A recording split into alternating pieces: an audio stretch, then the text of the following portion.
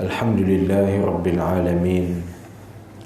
Wassalatu wassalamu ala ashrafil anbiya'i wal mursalin Sayyidina wa maulana Muhammad wa ala alihi wa ashabihi ajma'in. Subhanaka la ilma lana illa ma 'allamtana innaka antal alimul hakim. Allahumma rabbi shrah li sadri wa yassir li amri wahlul 'uqdatam min lisani yafqahu qawli, amma ba'd.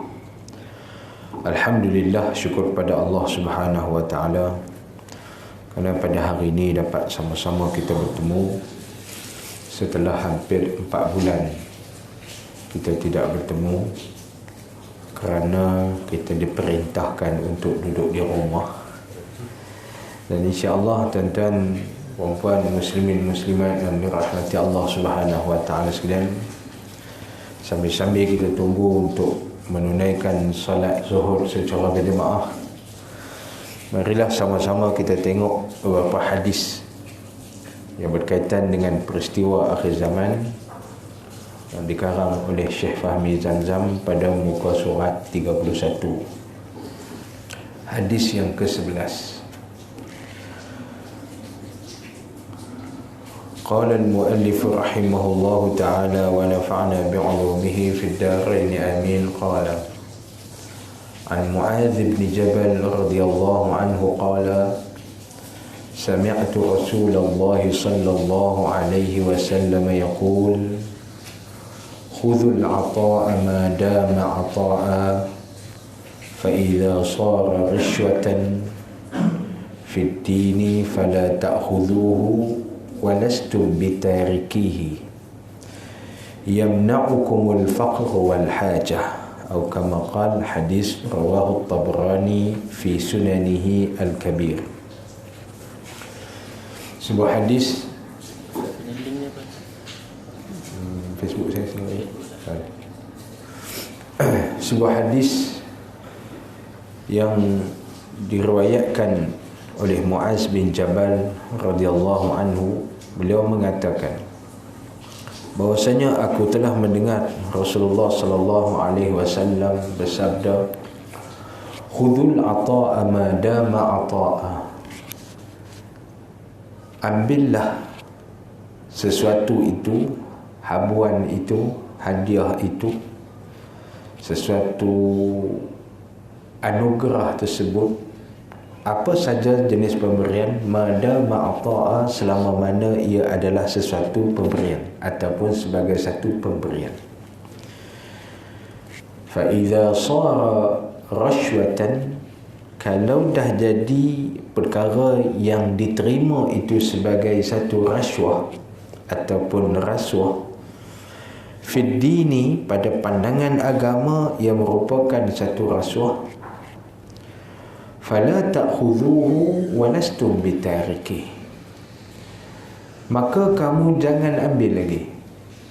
Kalaulah ia dinamakan sebagai rasuah, kamu jangan start ambil dah. Ada pemberian sebagai anugerah, pemberian sebagai hadiah, pemberian sebagai sanjungan, dan ada pemberian yang dinamakan sebagai rasuah. Rasuah ni tujuannya untuk kita mengubah sesuatu ataupun memberi sesuatu ataupun melayakkan sesuatu. Itu dinamakan sebagai rasuah. Maka pada pandangan agama, kalau ia dinamakan sebagai rasuah, fala ta'khuzuh, Nabi kata jangan ambil dah, jangan mula ambil.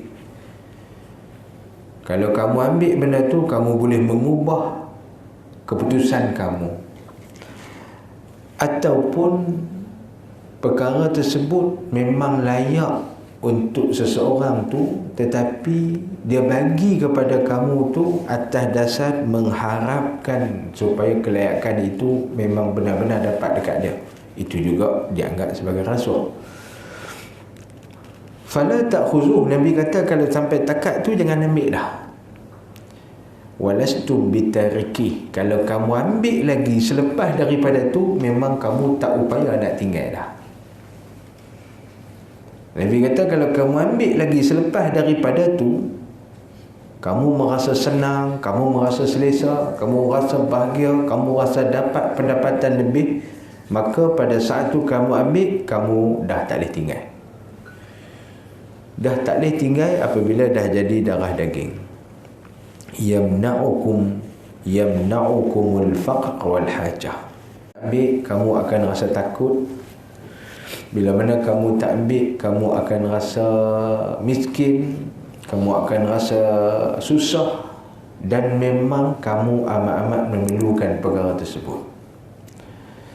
Itu nilaian ataupun ciri-ciri yang boleh kita ambil pada rasuah. Tuan-tuan dan dirahmati Allah Subhanahu Wa Taala sekalian, dalam bab ni Nabi bagi tahu dekat kita, kalau dia tu jenis pemakan rasuah, dia memang payah tinggal. Kalau dia tu memang jenis duk ambil rasuah dekat orang, dia memang payah tinggal. Hati pertama. Yang kedua, kalau dia nak tinggal itu, dia akan rasa seolah-olah dia tu miskin. Dia akan ditimpa kemiskinan, dia akan rasa berhajat sangat pada benda tu. Jadi secara, kita kata automatiknya dia payah nak tinggal. Ataupun secara mudahnya kita kata, dia memang payah nak tinggal. Tuan-tuan dan dirahmati Allah Subhanahu Wa Taala sekalian, perkara ni kita tak perlu sebut secara jelas, takut lagi orang pakat berasa. Bila orang berasa, dia kata tak syok, main mengaji ni tak syok, semua kata kat aku belakang. Main mengaji tak syok, semua kata kat aku. Lebih-lebih lagi kalau orang tu dia ada kuasa dan dia ada pangkat, dia ada jawatan, yang dia lah di tangan dia nak meluluskan ataupun nak menggagalkan. Jadi tuan-tuan yang dirahmati Allah, orang yang ambil rasuah ni tuan-tuan, dia duduk senang lama mana dah. Tiap-tiap bulan dapat gaji lebih daripada, dapat wang rasuah tu lebih daripada gaji. Sekali ganda. Gaji 3,000, dapat rasuah pun 3,000. Dengan 3,000 tu lah dia boleh bayar kereta Velfire dia, dengan kereta apa, dengan rumahnya, dengan apa, semualah perbelanjaan yang dia nak belanja ni untuk nak beli benda-benda ni, nak tunjuk kata mewah dan kaya ni, padan dengan jawatan dia ni. Banyak benda yang dia buat. Tiba-tiba tuan-tuan, orang tahu kata dia ni duk ambil rasuah. Ni kebanyakannya ni berlaku pada pegawai-pegawai penguatkuasa. Tapi dalam kajian orang duk buat kajian, sesungguhnya rasuah ni bukan takat berlaku dalam penguatkuasa, dalam pendidikan pun berlaku, dalam kesihatan saya tak pastilah. Kalau berlaku juga tu kira A lah. Dalam pendidikan pun berlaku, lebih-lebih lagi penguatkuasaan lah. Penguatkuasaan ni immigration, polis, custom dan sebagainya. Baik, tuan-tuan dan dirahmati Allah, tanda bila mana seorang tu dia ambil rasuah, bila mana dia nak tinggal, dia takut dia akan jatuh bawah, itu tandanya. Tapi kalau just orang bagi hadiah dekat kita, orang bagi anugerah dekat kita, tak kaya pun, kalau kita hari ni, bulan ni orang bagi hadiah pekerja cemerlang, APC, anugerah pekerja cemerlang, dapat pekerja cemerlang, tahun depan dapat lagi. Rasa-rasanya kalau sekali dapat tu 1,000 ke 2,000 agak-agak boleh kaya dah. Balik-balik pejabat orang kata, oh, yang dapat APC yang belanja kami sikit, buat kenduri saja 500-600 dah. Dapat APC 1,000 contohlah katakan, ataupun 2,000, tapi belanja kawan punya pasal dah kawan tahu. Kawan minta belanja, kita pun buat kenduri satu pejabat. Buat kenduri satu pejabat habis 500-600. Balance ada kat kita ada 400, ada 300, nak boleh terang mana sangat. Tahun depan pula dapat contoh. Baik, tuan-tuan dan dirahmati Allah Subhanahu Wa Taala sekalian, artinya kita tengok pada makna daripada Muaz bin Jabal. Saya cadang hari ni nak baca 2 hadis. Kita kalau baca dua insya-Allah cepat habis sikit. Daripada Muaz bin Jabal radhiyallahu anhu berkata, aku telah mendengar Rasulullah sallallahu alaihi wasallam bersabda, ambillah pemberian itu selama ia sebagai pemberian. Nak ambil apa-apa hadiah, ambillah selagi mana dia merupakan hadiah, silakan. Tetapi apabila ia sudah menjadi suapan pada pandangan agama, suapan tu rasuah. Pada pandangan agama, dia tu adalah satu benda yang suap.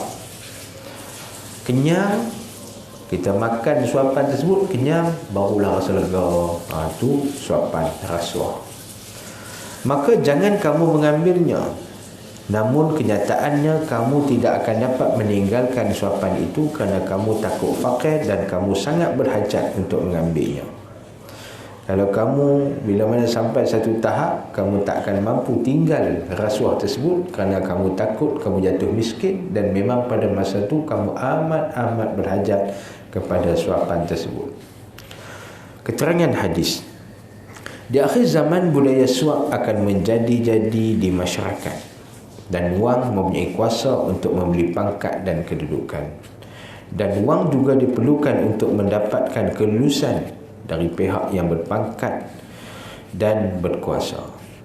Tuan-tuan yang dirahmati Allah, yang ni tak tahulah, kalau tuan-tuan pernah pergi ke luar negara, turun airport, sampai ke immigration nak cop pun dah mula kena selit dah $1, $2. Kemudian selepas pada tuan-tuan yang dirahmati Allah nak dapatkan visa, kena lagi dan sebagainya. Dulu masa saya mengaji dulu, nak dapatkan iqamah sebagai seorang student. Iqamah ni visa student. Nak stay di satu negara tersebut, nak dapatkan iqamah tu, pegawai tu buat keluar satu surat je pun. Tapi dia nak keluar satu surat tu, dia mai jumpa kita, panggil, ta'al ya walad. Mana? Ila aina? Ta'al. Dia panggil mai. Duduk dalam da'iyak. Dia belajar, dia kata turidul iqamah bi-20 junai. Kalau nak iqamah, bayar kat aku 20 junai, RM20 lah lebih kurang. RM20 kita ni kalau tak bayar tak dapat. Kalau bayar senang, kalau tak bayar dia kata apa? Hamai esok lah. Kalau tak bayar, hamai esok. Jadi kita ni pun duk tunggu termenung, tengok kalau aku bagi rasuah, kalau aku tak bagi tak rasuah. Kalau ni macam ni lah, bagilah niat sedekah. Nah lah, ambil lah, aku sedekah kan. Nak bagi pun tak apa, tak bagi pun tak apa kan? Jadi mudah urusan. Bila kita sedekah kat dia, ambil khuz hadza li auladik, ambil ni untuk anak-anak hang. Dia pun syukran, ambil pun apa okey. Pipi tulis cop, nah ambil balik. Kita pun pilih pegawai immigration, mudah dapatlah benda tersebut kan. Jadi tuan-tuan yang dirahmati Allah Subhanahu Wa Taala sekalian, kalau tuan-tuan tak bagi rasuah, tuan-tuan bagi sedekah. Kalau dia dah minta lah, nak buat macam mana? Jadi tuan-tuan yang dirahmati Allah Subhanahu Wa Taala sekalian, adakah cara itu benar ataupun tidak? Sebenarnya tuan-tuan yang dirahmati Allah, kalaulah dengan niat kita yang memberikan itu untuk memudahkan urusan kita, maka itu tertanggung kepada dia yang nak menyulitkan ataupun nak memudahkan. Kita ni bagi ni, tujuan kita bagi ni, aku nak bagi mudah kerja aku ya. Kalau aku tak bagi, tak suap ni, jadi payah. Dia banyak tanya soal sana, soal sini dan sebagainya. Lah kali kena tunggu sampai 3-4 jam. 3-4 jam boleh gagah tuan-tuan. Kalau kena, main esok. Panggil orang Arab ni, dia punya perkataan yang rajin keluar daripada lidah dia adalah bukrah. Bukrah tu esok mai. Esok mai tu belum bererti kata esok. Tuan-tuan perlu kena tunggu mungkin lusa, mungkin seminggu lagi. Tapi yang buat kerja betul ni tuan-tuan, respect. Yang buat kerja betul memang kita respect. Dengan tak ambil rasuah, dengan tak minta dan sebagainya, dia buat ikut turn, tak ada orang kata apa, ikut suka dia. Tak, siapa main dulu yang tu dia layan, itu bagus. Hak tu pun ada. Hak jenis duk makan duit orang ni pun ada. Tapi kebanyakannya dia tengok orang-orang asing lah. Orang Arab dia tak berani minta rasuah. Sebab apa tak berani minta rasuah? Nak minta apa, duit minta tak. Itu cerita dia. Baik, tuan-tuan dan dirahmati Allah. Wang telah menjadi Tuhan. Pada saat itu mereka ni bertuhankan duit. Wang telah menjadi Tuhan yang disembah oleh setiap orang yang tamak dan rakus. Dalam keadaan yang demikian, orang sudah tidak malu dari orang lain dan hilanglah rasa hormat menghormati. Yang penting dapat wang, maka musnahlah akhlak dan runtuhlah segala budi. Yang wujud hanyalah kezaliman dan penindasan dari setiap lapisan terhadap lapisan yang memerlukannya. Tuan-tuan dan dirahmati Allah Subhanahu Wa Taala sekalian, tuan-tuan pernah tengok tak cerita pendekar Bujang Lapuk? Masa di JT tu, penambang tu, JT penambang ke JT mana tu, JT penambang dalam duk bergaduh dan sebagainya ni kan, hak kawan ni dia jaga kapal kan, jaga bot. Tengok nampak ada orang perempuan dengan mak cik dan mungkin nak jadi menantu gambarnya, mak mentua, dia layan yang tu dulu kan, bagi yang tu dulu naik perahu dan sebagainya kan. Hak yang orang lain semua tepi-tepi, dia pun tak kenal pendekar mustad kan, dia pun tak kenal pendekar mustad kan. Tepi-tepi, duduk tepi, pendekar tak pendekar, hak yang tak kenal tak bagi yang mana kenal dulu kan. Itu pun walaupun tak ada rasuah, tetapi di situ ada kezaliman dan penindasan. Ada kezaliman dan penindasan. Dia akan jadi macam tu. Manusia kalau hidup jalannya tak betul, hilang akhlaknya, hilang kesopanannya, hilang tanggungjawabnya, hilang segala-galanya. Inilah tuan-tuan dan dirahmati Allah, di akhir zaman akan runtuh segala akhlak dengan sebab duit itu yang menjadi punca kepada segala-galanya. Baik. Kita tengok pula hadis yang seterusnya. Hadis yang ke-12. Sifat amanah akan hilang sedikit demi sedikit. Ini sama macam mana hadis tadi. Hadis tadi cuma cerita bab rasuah, cerita hilang kepercayaan, hilang amanah dan sebagainya, melakukan kezaliman. Mai dekat hadis ni pula nak cerita berkenaan dengan hilangnya sedikit-sedikit sifat amanah pada manusia. An Huzaifah bin al-Yaman radhiyallahu anhu qala haddatsana Rasulullah sallallahu alaihi wasallam fayusbihu an-nasu yatabaya'una fala yakadu ahadun yu'addi al-amanah hatta yuqal inna fi bani fulanin rajulan aminan hatta yuqala lirrajuli ma ajladahu ma atrafahu ma a'qalah wa ma fi qalbihi mithqalu habatin min khardalin min iman wa laqad ata alayya zamanun wa ma ubali ayyukum bay'atu la in kana musliman la yuraddannahu alayya dinuhu wa in kana nasraniyan aw yahudiyan la yuraddannahu alayya sa'ih wa amma al-yawm fama kuntu ubay'u minkum illa fulanan wa fulanan. Hadis muttafaqun alaih yang diriwayatkan oleh Imam Bukhari dan juga Imam Muslim. Sebuah hadis daripada Huzaifah bin al-Yaman radhiyallahu anhu, beliau telah menceritakan. Hadis Huzaifah al-Yaman ni masyhurnya sebuah hadis yang banyak yang diriwayatkan oleh Huzaifah al-Yaman ni. Hadis ni adalah hadis yang begitu panjang sehingga kan hadis ni diambil sikit je lah. Nabi lepas pada sembahyang subuh satu hari tu, lepas pada sembahyang subuh, Nabi memberi tazkirah ataupun berkhutbah kepada sahabat sehinggalah naik matahari. Bila mana naik matahari, mereka ingat kata Nabi nak berhenti dah. Rupanya Nabi teruskan lagi. Nabi teruskan lagi sehingga sampai ke waktu zuhur.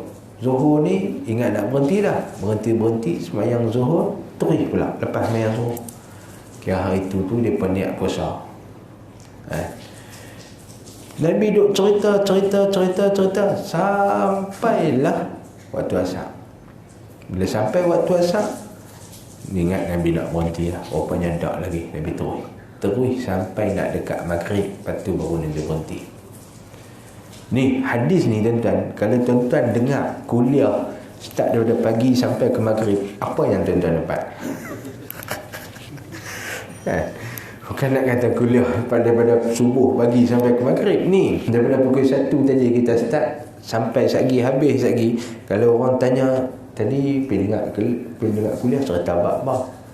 Tuan-tuan boleh ulang balik tak yang 45 minit tadi? Kan 5 minit je. 5 minit pun tak mungkin 3 minit dah. Oh, Ustaz cerita bab rasuah lah. Oh, cerita bab rasuah. Ni Huzaifah Al-Yaman ni, dia cerita apa yang Nabi sebut tak jatuh walaupun satu kataan sebut. Jadi hadis ni begitu panjang. Siapa yang kuat ingatannya pada masa tu, dia akan dapat banyak benda. Siapa yang ingatannya kurang, dia tak dapat apa, cuma boleh dengar. Sebab tu bezanya tuan-tuan, hadis bukan boleh tulis. Pada masa tu orang tu dengar saja. Orang Arab dengar saja. Sahabat-sahabat ni dengar je hadis. Riwayat balik mehabak dekat kita, tak jatuh pun walaupun satu huruf. Itu kehebatan hadis ni. Itu kehebatan orang yang riwayat hadis ni. Kita tulis pun tertinggal. Kita tulis tinggal tu. Kita kadang-kadang tulis pun tertinggal. Ni hak yang memang betul-betul ingat ni. Itu kepakaran. Sebab tu tuan-tuan, kalau tuan-tuan tengok hadis ni riwayat siapa-siapa, tuan-tuan, kita ni tak boleh lawan lah. Tak boleh lawan walaupun kita duk mengapai hadis ni nak dibandingkan dengan orang yang dengar hadis tu, cukup hebat. Di antaranya Huzaifah Al-Yaman. Apa katanya? Fayusbihun nas yatabaya'una. Kita baca makna tu. Daripada Huzaifah Al-Yaman radhiyallahu anhu, katanya telah bersabda Rasulullah sallallahu alaihi wasallam dalam sebuah hadis yang panjang, kemudian jadilah orang ramai berjual beli, maka hampir sahaja tidak ada seorang pun di kalangan mereka orang yang jujur, yang mahu menunaikan amanah. Manusia ni bila mana duk berjual beli, dalam tiba masanya, satu masa bila mana manusia dia berjual beli dan tidak ada seorang pun yang boleh dipercayai. Semua jenis kaki kelentong mereka. Kelentong timbang, kelentong kualiti, kelentong macam-macam kan. Jual face mask tulis 3 layer tapi tak jadi 3 layer juga kan. Ataupun jual hak yang bagus punya ni, memang bagusnya harga pun mahal kan. Tuan-tuan ayak bocor, macam mana dia pun kata, itu saya no comment lah kan. Tak kisahlah macam mana pun kan. Baik, bila mana manusia ni dengan amanah ni, satu hari nanti dia akan jadi dah tak ambil peduli lah. Maka hampir saja tidak ada seorang pun di kalangan mereka orang yang jujur dan mahu menunaikan amanah. Sehingga kan datang satu masa ni, Nabi kata akan datang satu masa ni tak ada seorang pun yang memang benar-benar amanah. Hatta yuqal inna fi bani fulan rajulan aminan. Sehingga kan nak cari orang yang amanah ni tak ada, mereka pun kata ni ada lagi seorang. Dekat kampung tu, dekat taman tu, dekat pekan tu, dekat kawasan tu ada seorang yang ni memang betul-betul amanah. Yang ni memang orang yang jujur, memang orang yang amanah. Sampai dikatakan orang bahawasanya di kalangan Bani Fulan, di kampung yang tertentu itu ada seorang yang baik memegang amanah, sangat terpercaya, dan orang mengatakan alangkah tekunnya dia bekerja, alangkah indahnya pekerjaannya, alangkah cerdiknya otaknya. Sampai orang pujilah, oh dia tu memang buat kerja mana, buat kerja betul, tak ada nak seleweng sana, tak ada nak kona sana, tak ada nak kona sini. Dan memang orang pun percaya dekat dia. Tapi yang Nabi sebut, wa ma fi qalbihi mithqalu habatin min khardalin min al-iman. Tapi sedangkan pada saat itu tidak ada secebis pun iman dalam hatinya, walaupun sebesar biji sawi, tak ada pun. Orang kata dia tu tekun bekerja, dia tu pandai buat amanah, dia tu memang bijak dan sebagainya, padahal dalam hatinya tak ada pun iman dalam hati dia. Tuan-tuan nak faham apa dekat sini? Bila mana Nabi kata tak ada iman dalam hati dia, tapi dia buat kerja, orang respect dengan kerja dia. Maksudnya apa? Maksudnya orang Islam ni dah tak ada amanah dah. Yang ada ni orang kafir je. Yang betul-betul buat kerja ada amanah pada saat tu, orang kafir ni tunjuk dekat kawan tu, padahal dalam hatinya bukan ada iman. Tak ada pun yang kata dia tu beriman dengan agama Islam ke dengan Nabi, tapi kerja yang dia buat tu orang percaya. Boleh nampak tak tu? Jadi ni yang Nabi nak abang kata, orang Islam akhir zaman kebanyakan mereka ni akan hilang amanah, hilang kepercayaan, sampai kalau nak cari mana-mana orang Islam yang beramanah tak jumpa. Jumpa ada, tapi bukan orang Islam lah. No, orang lain memang tak ada iman, tapi dia boleh dipercayai. Lalu Huzaifah berkata, maka sesungguhnya telah sampai waktunya saya pun sudah tidak mempedulikan siapa di antara kamu semua yang saya hendak bermubayaah, iaitu berjual beli. Jadi aku pun dah sampai satu masa, aku duk tengok tak ada siapa yang aku boleh buat jual beli. Maksudnya bukan semua-semua orang yang aku jumpa aku boleh buat urusan jual beli. Kalau aku jumpa dengan orang ni, bukan aku boleh buat urusan bagi amanah ke, suruh simpan barang, sad ke apa semua, tak ada. Hilang benda tu. Jikalau ia seorang Islam, maka agamanya lah yang kuharapkan mengembalikannya kepadaku. Maksudnya agamanya lah yang kuharapkan untuk menahan daripada khianat kepadaku. Huzaifah Yaman kata, sampai satu tahap aku ni dah tak boleh nak kira siapa dah. Tengok walaupun pakai kopiah, walaupun pakai jubah, pakai tudung, tapi aku dah hilang kepercayaan. Tuan-tuan yang dirahmati Allah, tak tahulah di sini ada ke tak, tapi di tempat lain kita pergi tengok nak beli nasi lemak ke, goreng pisang ke apa semua, yang goreng tu pakai tudung, tapi tokek dia bukan Melayu, tokek dia dah jadi Cina. Dia tukang gorengnya, wayang depan tu nampak cantik lah, wayang depan, tapi di sebaliknya tu bukan. Tu lagu mana? Ni tak kira tokek kedai tulis Bismillah, tulis ayat Quran, gantung ayat Quran, tapi pekerja tukang masak apa semua tu non-Muslim. Memang tak Islam langsung, cakap Melayu pun tak pandai. Lagu mana tu tuan-tuan? Yang ni nak cerita ni, Huzaifah Al-Yaman cerita dulu ni, nak pakai wayang orang Islam betul-betul ni memang ramai dah, dan memang banyak dah. Dan yang Huzaifah cerita, aku harapkan apa? Agama, kalau dia tu orang Islam, aku harapkan orang yang betul-betul pegang dengan agama, yang ni lah yang akan mengembalikan balik amanah tersebut, kepercayaan tersebut. Kalau betul-betul pegang agama, tu ya. Kalau dia tu Islam tapi tak pegang agama, memang tak ada. Habis. Ni dia cerita. Ni tuan-tuan yang dirahmati Allah Subhanahu Wa Taala sekalian.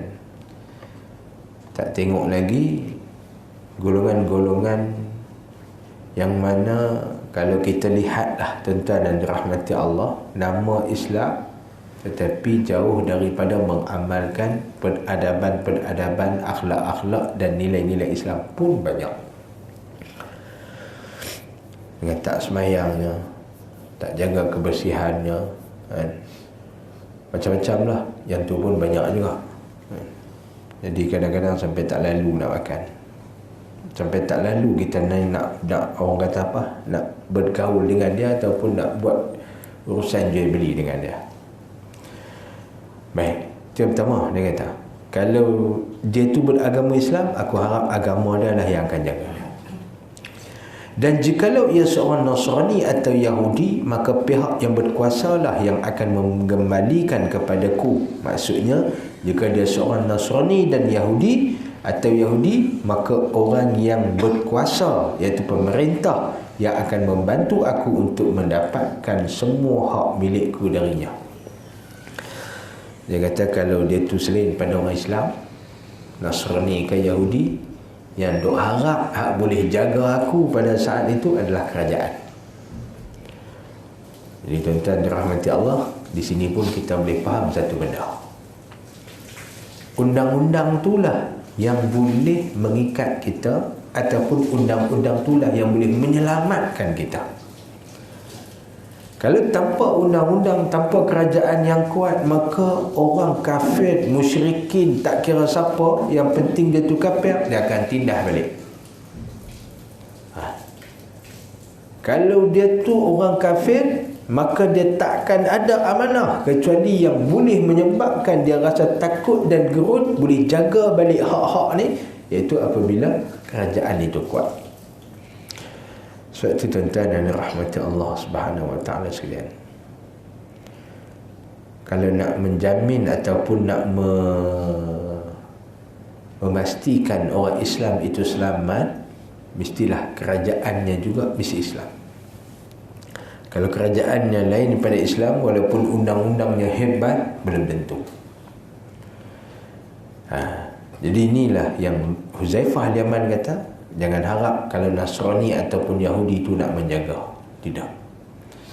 Tapi kalau Islam, insya-Allah agama akan jaga dia, kalau betul-betul dia berpegang. Tapi kalau dia tak pegang dengan agama, hancur juga, musnah juga, tak boleh pakai juga.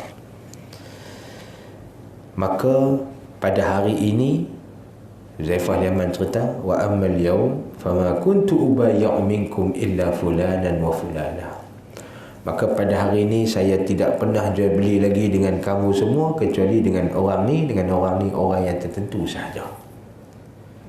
Dipilih dah. Huzaifah Al-Yaman cerita, aku pun start pada hari itu, aku pun dah tak kira. Aku pun dah berkira dah. Aku pun tengok dulu, perhati dulu. Orang ni boleh tak aku nak jual beli dengan dia? Orang ni boleh tak? Orang ni boleh tak? Kalau ikut hukum asal, tuan-tuan, Nabi pernah berhutang dengan seorang Yahudi. Bila Nabi pernah berhutang dengan seorang Yahudi, itu menandakan boleh ke tak kita ni berjual beli, berhutang piutang dengan orang kafir. Hukumnya boleh sebab Nabi buat. Okey. Nabi berjual beli juga dengan orang Islam. Boleh? Boleh. Hari ni, kita hari ni, boleh tak kita pergi pinjam dekat Along? Itu soalannya, tuan-tuan. Boleh tak? Kalau dia ikutnya boleh lah, sebab Nabi pun pergi pinjam dengan Yahudi. Walaupun Nabi tahu Yahudi pada masa itu mengenakan bunga yang begitu tinggi, interest yang tinggi. Betul. Apa yang Nabi bayar? Nabi pinjam beberapa cupak gandum yang Nabi gadaikan pada Yahudi tersebut adalah baju besi. Baju besi mahal, cikgu. Bukan murah, mahal. Perisai yang digunakan dalam peperangan, yang Nabi pinjam beberapa cupak gandum. Jadi kalau nak dibandingkan, interest dia tinggi tak? Tinggi ya. Tinggi, tuan-tuan, tinggi. Tuan-tuan yang dirahmati Allah, itu satu. Maksudnya boleh tak kita kalau nak pinjam dengan Along? Boleh. Pinjam dengan Along pun boleh, tak ada masalah. Tapi kena bayar pula, tuan-tuan. Hak tak bayar tu nak jadi celaru. Baik, tuan-tuan yang dirahmati Allah Subhanahu wa taala sekalian, ini bukan fatwa kan? Yang ini cuma mengambil daripada hadis. Tapi Huzaifah Al-Yaman kata apa? Aku lepas pada ni, aku dah tak, orang kata apa, bukan semua orang aku akan berjual beli dengan dia, bukan semua orang aku akan bermuamalah dengan dia, tapi aku pilih dah orang ni, orang ni, orang ni aku pilih, bukan semua orang. Baik, tuan-tuan yang dirahmati Allah Subhanahu wa taala sekalian, kita ada sikit lagi kita nak baca bawah tu, iaitu berkenaan dengan keterangan hadis. Hadis ini menunjukkan kepada kita bahawa sifat amanah akan hilang secara beransur-ansur dari kalangan kaum muslimin, sehingga sampai suatu waktu nanti orang yang dianggap baik untuk menjaga amanah pun dah hilang khianat, dah khianat juga. Hadis ni nak cerita dekat kita bahawasanya akhir zaman ni amanah akan hilang sikit sehingga kan orang kata dia tu baik, orang kata dia tu paling baik, dia tu paling cerdik, dia tu paling bagus, pun hilang juga amanah. Dan dirahmati Allah Subhanahu wa taala sekalian, yang ni dahsyat. Yang ni dahsyat. Kadang-kadang kita tengok seorang agamawan, seorang ustaz, tapi hilang pula amanah dia, hilang pula dia punya integriti dia. Masya Allah. Masuk pula surat khabar, kata apa? Telah merogol anak sendiri seorang, apa orang kata apa, bukan pegawai agama, apa orang kata, pendakwah bebas. Tu dia malu. Tu imam dan sebagainya. Ya betul, mereka pun ada nafsu. Tapi sebab apa jadi panggil macam tu? Itulah tuan-tuan dirahmati, nafsu berkaitan dengan akhlak, berkaitan dengan jiwa. Hak makan rasuah. Sekatlah tak keluar lagi lah mufti makan rasuah ke, kan? Tapi benda ni ada. Pegawai-pegawai yang background dia tu agama, tapi ada juga yang makan rasuah, ada juga yang tak amanah dalam kerja dan sebagainya. Khianat. Begitulah gambaran masyarakat kita hari ini. Banyak di kalangan kita ditipu oleh seseorang yang kelihatannya boleh dipercayai untuk memikul amanah, tetapi sebenarnya ia adalah seorang yang khianat, yang menipu orang lain apabila ada kesempatan ia berbuat demikian. Tengok backgroundnya cantik, backgroundnya bagus, backgroundnya elok, tapi last kali kita tak boleh harap.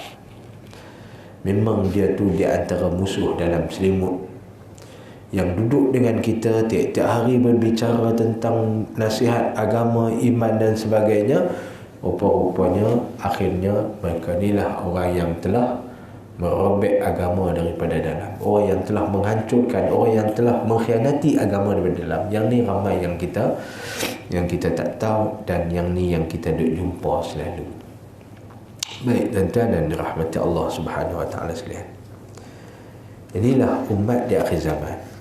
Kalau ini yang diceritakan oleh Nabi, oleh apa yang diceritakan oleh Huzaifah Al-Yaman, maka tak lari jauh lah dengan apa yang diceritakan tu. Sebagai tanda-tanda tersebut sudah ada berlegar-legar di kalangan kita.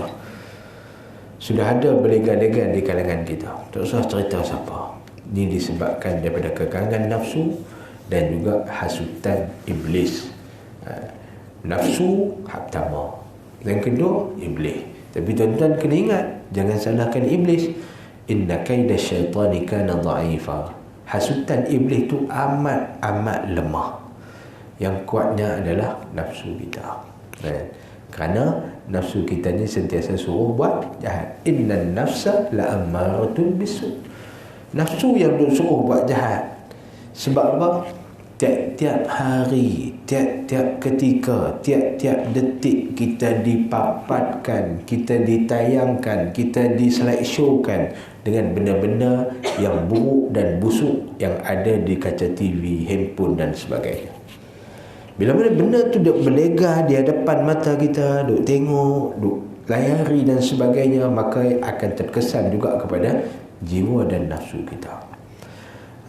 Sebab tu tuan-tuan, perlu kepada tazkirah, perlu kepada kuliah, perlu kepada peringatan, perlu kepada zikir untuk nak mengelakkan diri kita ni daripada lalai dan hanyut dengan apa kehidupan kita pada saat ni.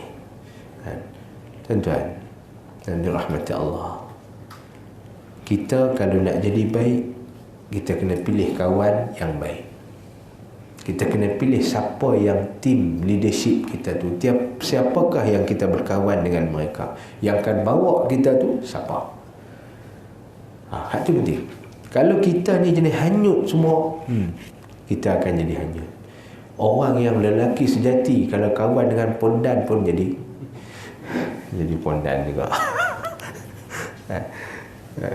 Tuan pernah kawan dengan pondan? Ada. Kalau lelaki sejati pun kalau berkawan, dia akan jadi Kalau perempuan yang sejati bila berkawan dengan tomboy pun akan jadi kerah dan kasar. Dia akan terkesan. Kalau tak terkesan daripada segi akhlak, percakapan, lidah dia akan terkesan. Jadi tuan-tuan, kalau kita kawan dengan orang yang maki hamun, lidah kita pun akan jadi orang yang maki hamun. Jadi pilihlah kawan yang sebenar, pilihlah orang yang mana yang kita boleh kawan, kerana di akhir zaman ni banyak sangat yang jenis kambing berwajah musang. Apa dia? Musang bulu ayam. Kan? Yang jenis musang bulu ayam ni banyak. Yang jenis luar lain, dalam lain. Luar nampak bagus, pijak semut tak mati, tapi dalam masya-Allah pengkhianat yang paling besar sekali. Wallahu subhanahu wa ta'ala alam. Ada pertanyaan? Allahumma salli ala sayyidina